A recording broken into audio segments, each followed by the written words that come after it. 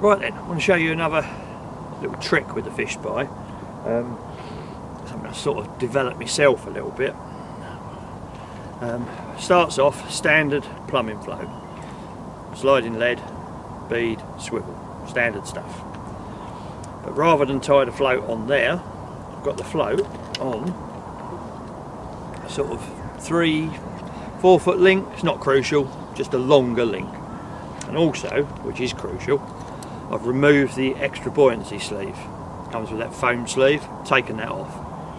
Now the idea of this is for sort of mapping the swim, if you like. It's going to give me an overview of what's in front of me. It's quite late in the year here, sort of November time, but there's still quite a lot of weed about, so I want to just sort of get a general view of how the weed's laying, what's gone, what's still there. The idea is I'm going to cast this out to a clip. Well, I'm going to cast it out as far as I can, and then I'm going to clip it, and that'll give me my start point, and then I'm going to retrieve it in maybe 6 turns and stop, 6 turns and stop, 6 turns and stop until I hit the bank. Before I cast it, I'm going to put it on record. So the float's going out there, already recording, it's going down, and as I'm retrieving, it's being pulled behind the lead. And because it hasn't got the extra buoyancy, it's not going to want to sit up like that. It's going to allow me to pull it behind like that. And that's going to give me a subsurface view, a bit like a submarine with a camera on the front. It's going to pull along behind, 6 turns, and when I stop it's going to start to lift, and then it's going to retrieve another 6 turns. So when I review the footage, when I get it back to the bank, I'll be able to tell in 6 turn increments roughly where I was. So if I go over a decent looking spot and it's on after the 3rd stop, I know that that's 18 turns in. That's the theory. So put him on, and you can just do this on your phone because you're going to do it. You're going to be looking at it on the bank when you get it back. So connect it up, press record before we start. So that's now recording.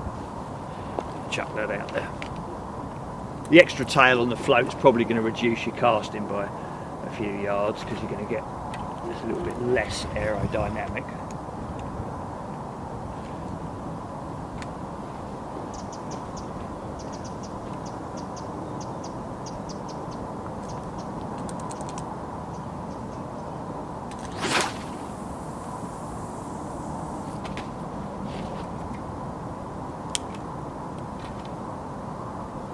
Okay, so that's now on the bottom.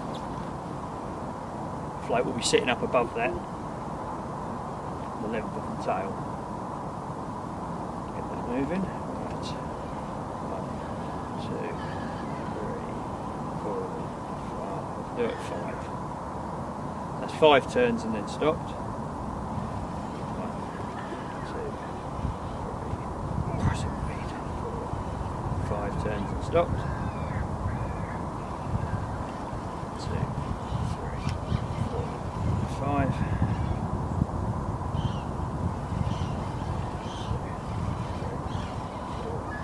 5. Give that a bit of a shake to get the weed off. 2, 3, 4, 5. 2, 3, 4, 5.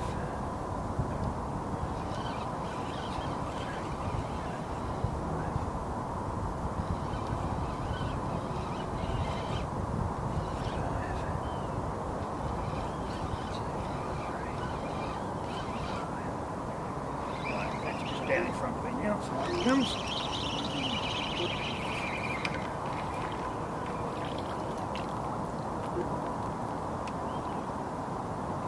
Right, unfortunately it's picked up just a tiny couple of strands of weed across the face of the camera.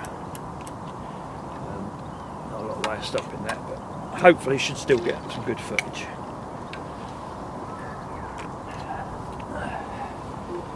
Connect up to him on my phone.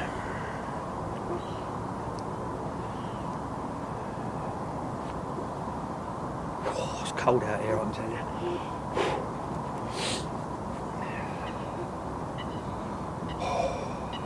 Right, when it connects, you just stop the recording. Now, one other thing, before you watch the playback, depending on what device you've got and how it works, you've got a screen rotation. I don't know whether you'll be able to see that or not, but that's mine. Screen rotation, you just turn that off. The reason you're turning that off is the way the floats are weighted. When you do this, it usually films upside down. So when you press the playback, all you do is turn your phone over. If you've got the rotation on, the screen rotation, your screen is going to go back the other way. But if you turn it off, you'll be able to turn the picture up the right way for viewing. So, recordings, playback, and play.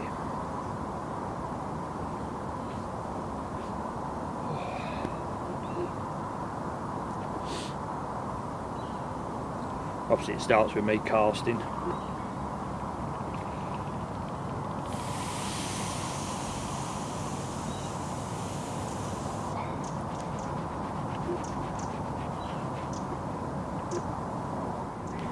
There we go. Now we just rotate the screen so I'm up the right way.